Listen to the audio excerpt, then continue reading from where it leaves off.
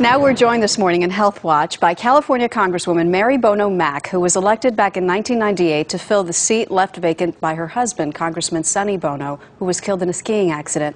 Within 5 years, their teenage son, Cesare, developed an addiction to drugs, which he battled for years. Congressman Mary Bono Mack is here to talk to us about that this morning. Good morning. Thanks for coming in. Thank you. Why did you and he decide to talk publicly about such a private struggle? We both felt that it was very important to raise the awareness of the issue of prescription drug abuse in children. So my son saw it happen in his friends, and he wanted to make sure that other kids knew as well to stay away from prescription drugs. Let's talk about how his struggle began. He was 9 when his dad died, right? Mm-hmm.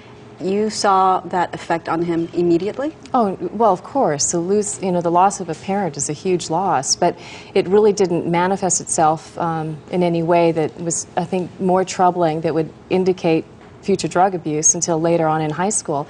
My son knew to stay away from drugs like, crystal meth and all of the bad drugs, but he thought that if it came in a little brown bottle, it was safe and it was fun. And hey, look, mom and dad, so wherever they get those drugs, somebody's doing it. So they started dabbling with OxyContin, and it turned into an addiction. And I'm very proud of the fact that he's been fighting that. He knows it's a lifelong struggle, but he's a great kid and wants to keep other kids away from it. Do you think his dad's death was the trigger, even though it didn't happen until years later? I don't know that it's for me to analyze that. I think that people have various triggers and they deal with stress in different ways. And with my son, more importantly, I think there's a genetic component that addiction has run through both sides of his family forever. My mistake as a parent was I didn't go earlier to something like drugfree.org and look at what I ought to be doing, and I was sort of taking countermeasures that were incorrect. And so for my son, it was a genetic factor, yes, some stress factors, and my mistake was that I didn't really turn to the proper place and get some help for myself and how to help him a lot sooner. You say it was your mistake. Why is that? Did you notice warning signs that you ignored? Well, let me say, my mistake is not, his addiction is not my mistake. It's his disease. But my managing his disease was a disease into itself. Codependency is a whole issue.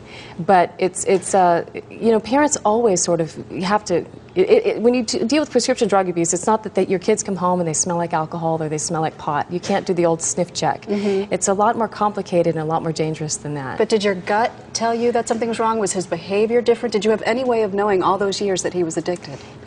So many families deal with this issue, and it's important to realize that there's an insanity that develops around addiction. And you start putting pieces together that don't really fit, but it takes a lot and a lot of courage to really realize that it's an addiction. At drugfree.org website, actually there's help. You can look, I think my kid might be using, or I know my kid is using, and right there's some answers and tools that you can go to find the steps that you need to take to start on the path of recovery. How did you discover that he definitely was addicted to drugs? He told me. He told you. It was important for me, and again, with help of people like Partnership for Drug-Free America, I was able to see how to set an environment for him to come to me and to make it safe. First of all, to try to remove the stigma, to tell him, you're not a bad kid if you're using, but this is a problem in America. It's a disease, and I would talk to you about diabetes if you had diabetes, and I'm going to talk to you and try to help you with drug addiction. So I had to really set that environment for him, and luckily he is such a great kid that he called me up one day and said, Mom, I need help. And I'm blessed and I'm lucky that he came to me to say, Mom, I need help, and I want to help my friends. So happy he's on the road to recovery. Thank you very much. Thank you. Mary Bono Mack.